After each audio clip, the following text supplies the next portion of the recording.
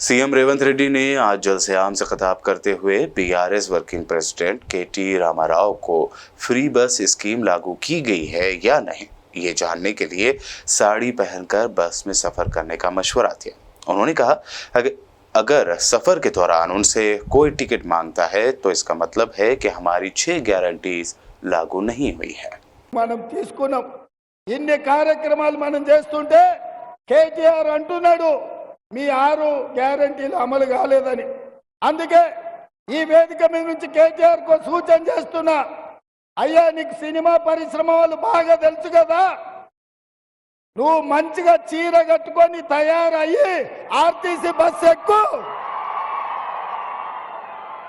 కేటీఆర్ కు సూచన చేస్తున్నా, మంచిగా చీర కట్టుకొని ఆడపిల్లలాగా తయారై ఆర్టీసీ బస్ ఎక్కు। ఒకవేళ నిన్ను టికెట్ అడిగితే 6 గ్యారెంటీలు అమలు చేయనట్లే।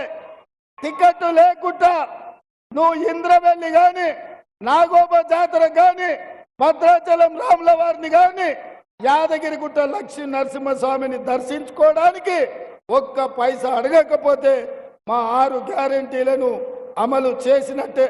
అందుకే మిత్రులారా, ఇవాళ మనం మన రాష్ట్రాన్ని అభివృద్ధి చేసుకుందాం। మనం ఆదిలాబాద్ నుంచి అత్రం సుగుణను ఎంపీగా గెలిపించుకుందాం।